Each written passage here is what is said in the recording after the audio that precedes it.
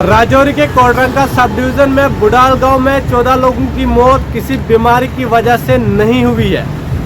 वजीर सेहत सकीना इत्तू का बड़ा बयान सामने निकल कर आया। अस्सलाम वालेकुम नाज़रीन, आप देख रहे हैं कश्मीर एग्जामिनर लाइव न्यूज़ और मैं हूं आपका मेज़बान शहजाद नाइक। जिस तरह से आप जानते हैं कि राजौरी ज़िले के कोडरंगा सब डिवीज़न में बुडाल गाँव में दिसंबर से लेकर अब तक 14 लोगों की मौत हो चुकी है।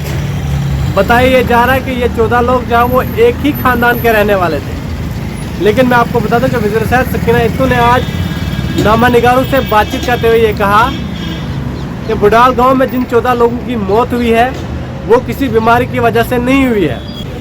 जब इन 14 लोगों की मौत हुई उसके बाद जो है इनके नमूनों को ICMR भेजा गया और उसके बाद DRD ग्वालियर भेजा गया, PGI चंडीगढ़ जैसे अदारों में भेजा गया। उसके बाद ये रिपोर्ट जो है वो मनफी आई, जिससे इस बात का अंदाज़ा लगाया जा रहा है कि बुडाल गांव में 14 लोगों की जो मौत हुई है वो किसी बीमारी की वजह से नहीं हुई है। इस पूरे मसले पर हमने MLA बुदल जावेद चौधरी से बातचीत करने की कोशिश की। उन्होंने इस पूरे मसले पर क्या कुछ कहा, आइए आपको भी सुनवाते हैं। हमारे साथ बातचीत करने के लिए मौजूद है MLA बुदल जावेद चौधरी साहब। जावेद साहब, बहुत शुक्रिया आपका वक्त देने के लिए। जी जी शुक्रिया। जावेद साहब, ये बुदल में जो दिसंबर के महीने में 8 बच्चों की मौत हुई थी, 6 बच्चों की मौत इस महीने हुई है, ये पूरा वाकया क्या है, किस वजह से जो है अभी तक इन बच्चों की मौत हुई है, क्या कुछ जानकारी है आपके पास? इसके ऊपर गवर्नमेंट तो बहुत सेंसिटिव है। ICMR की लैब जो पुणे से आई थी टेस्टिंग के लिए वो भी मंगाई थी, फिर एम्स से भी टीम आई थी और PGI चंडीगढ़ से भी, और उनका जो कंक्लूजन निकला है कि ये बैक्टीरियल और वायरल डिजीज नहीं है। जी जी जी तो अभी जो इस पे यही है कि ये न्यूरोटॉक्सिन से डेथ हुई है, जी जी। तो उसको पुलिस अब इन्वेस्टिगेट कर रही है। अब जो मैटर है ये पुलिस के पास है। ओके। तो डिजीज का जो है वो रूल आउट कर दिया, आज मिनिस्टर मैडम ने इस पे स्टेटमेंट दे दी है। जी जी जी। जी जावेद साहब, सकीना इत्तू जी ने ये बयान दिया था कि ये किसी बीमारी की वजह से मौत नहीं हुई है, लेकिन जी।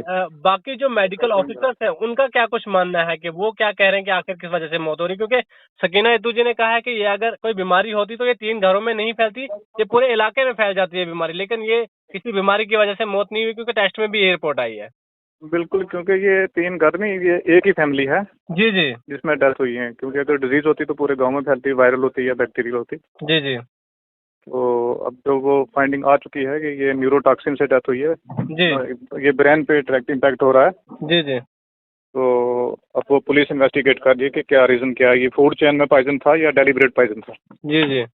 जी जावेद साहब, नेशनल कॉन्फ्रेंस के किसी लीडर ने या फिर आपने खुद जाकर उस इलाके का दौरा किया और आपने वहाँ पर? जी, मैं बिल्कुल 35 डेज उन फैमिलीज के साथ ही रहा हूँ मैं। जी जी मेडिकल कॉलेज जम्मू से लेके SMG हॉस्पिटल से लेके जी जी हर जगह उनके साथ रहा हूँ। अच्छे से उनका ट्रीटमेंट भी किया है। सेक्रेटरी हेल्थ ने बहुत मेहनत की है इस केस के ऊपर। जी। जावेद साहब, पहले ये खबर आ रही थी कि फूड पॉइजनिंग की वजह से जो है मौत हुई है, ऐसा कुछ भी जी वहाँ अब देखने को नहीं मिल रहा है, क्या कुछ कहेंगे आप? देखिए, ये सब जो है ये रिसर्च का पार्ट होता है। जी इससे जी कुछ भी ऐसे ही कोई भी उठ के बोल दे तो वो ठीक नहीं होता। इसलिए इस पे 15-20 दिन जो है ICMR की जो लैब है उसने पूरी रिसर्च की है। रिसर्च करके उन्होंने बताया है जी कि इसमें बैक्टीरियल या वायरल डिजीज नहीं है, डिजीज का जो उन्होंने रूल आउट किया है। जी जी।